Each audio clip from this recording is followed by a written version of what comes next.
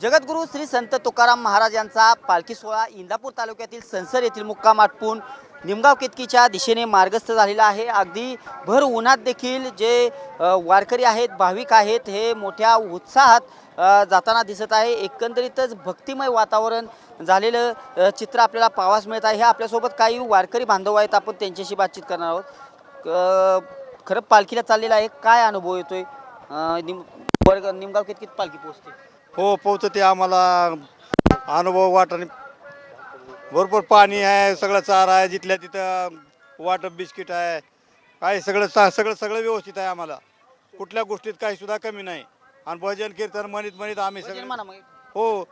यग यग विठाबाई माझे पंढरीची आई, माझे पंढरीची आई, माझे पंढरीची आई, भीमानी चंद्रभागा तुझ्या चरणाची गंगा, तुझ्या चरणाची गंगा, तुझ्या चरणाची गंगा, इतक्या सहित तो बायावे माझ्या रंगानी नाचावे, माझ्या रंगानी नाचावे, माझ्या रंगानी नाचावे, माझा रंग तुझे गोनी म्हणे नामयाची जणी, म्हणे नामयाची जणी, म्हणे नामयाची। अरे तुम्ही सगळं कोणत्या गावावरून आला तुम्ही? आम्ही ह्याच्यावरून आलो, शेतकरी सगळे। शेतकरी। आता बरणे मामाच्या तालुक्यात आलेला आहे, कर्जमाफी झालेली, काय वाटतंय? काय नाही, त्यांनी छान आहे कर्जमाफीचा त्यांनी सगळं उल्लेख केला आहे आणि सगळ्या अटी ही सगळ्या शिथिल केलेल्या आहेत, ही चांगले व्यवस्थित आहे। काय वाटतंय तुम्हाला? कारण आता कर्जमाफी झालेली आहे, सगळे शेतकरी आहेत, काय वाटतं? चांगला आनंद वाटतंय आम्हाला। पण कर्ज माफी करू म्हणते आणि माफ केलं नाही, नुसतं आश्वासन दिलेले आहेत। नुसतं आश्वासन दिलं. हां, आणि माफ काही केलंच नाही त्यांनी, नुसतं शेतकऱ्याचे कर्ज माफ करू म्हणते।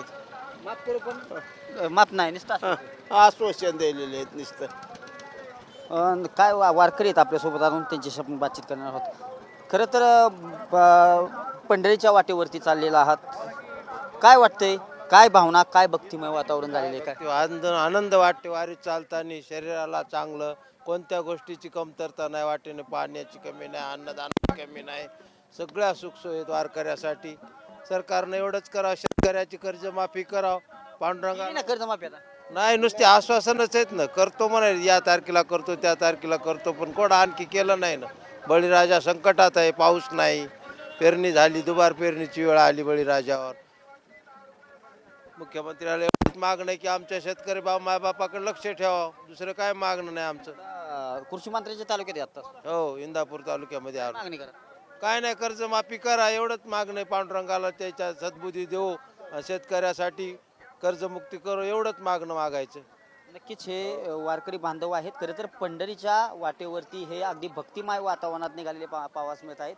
अगदी अभंग म्हणत सगळे वारकरी आहेत ते पंढरीच्या वाटेने निघालेले पाहावयास मिळत आहे। मोठ्या प्रमाणात जे वारकरी बांधव आहेत ते सकाळी तर श्री तुकोबांचा पालखी सोहळ्याचं संसर येथील मुक्काम आटपून आज इंदापूर तालुक्यातील निमगाव केतकी येथे आज संध्याकाळचा मुक्काम असणार आहे आणि काही वेळातच खरं तर हा पालखी सोहळा येणार आहे। संध्याकाळी निमगाव केतकी या ठिकाणी संत तुकोबांचा पालखी सोहळा असणार आहे आणि भक्तिमय वातावरणात खरं तर वारकरी असलेले चित्र पाहावयास मिळत आहे। कॅमेरा पर्सन विकी समिती दीपक कापरे, TV9 मराठी, इंदापूर।